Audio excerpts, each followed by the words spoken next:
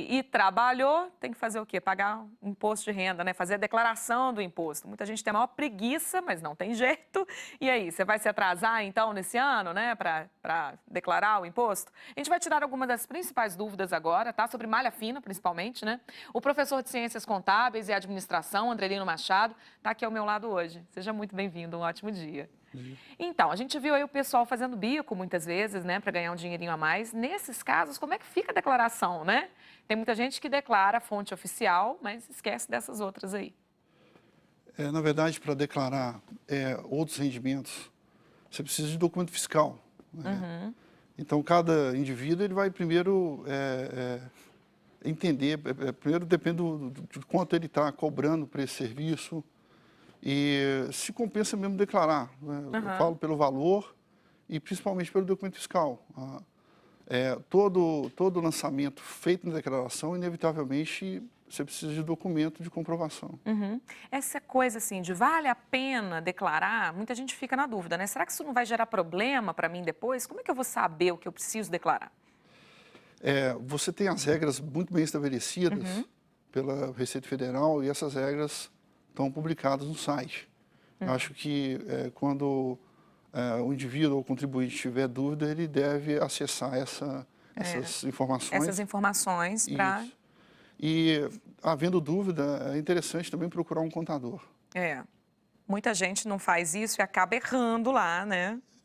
E depois cai na malha fina. Como é que funciona isso? O pessoal tem maior medo da malha fina, mas também não é tão difícil de resolver, né?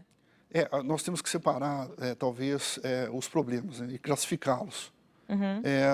Existem erros que são involuntários. Então, por exemplo, o contribuinte, quando está preenchendo a declaração, ele pode errar um ou dois números, ele pode inverter números. Por exemplo, ao invés de digitar 121, ele pode digitar 112.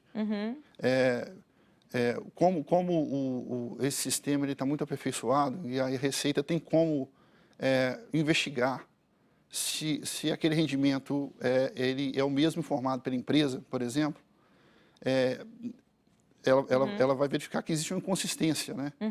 Mas esse erro, por exemplo, ele gera algum transtorno, mas é fácil de ser resolvido. Então, quais são as dicas? Prestar bastante atenção no preenchimento, naturalmente não ocultar a informação, quer dizer, se você tem uma ou duas fontes de rendas, declarar essas rendas. Também não aumentar as despesas que são dedutíveis, ou seja, aquelas despesas que podem ser abatidas da base de cálculo do imposto de renda. Enfim. Tem que ficar atento a tudo isso, né? O que eu escuto muita gente falar é que vai lá, preenche a declaração e fala assim, nossa senhora, eu ainda tenho que pagar, tá errado isso aqui, né? Não é possível. A escolha da declaração ainda gera dúvidas, né? Bom, vale a pena falar isso. Você tem dois tipos de declaração. Uma que é simplificada. Essa declaração simplificada, você insere lá os rendimentos e pode abater 20% desses rendimentos, né? Ou seja, 20% da base de cálculo. Essa declaração é indicada para as pessoas que têm poucas despesas dedutíveis. Então, quem não tem filho, quem tem pouca despesa com saúde, é mais o perfil de quem opta por essa declaração.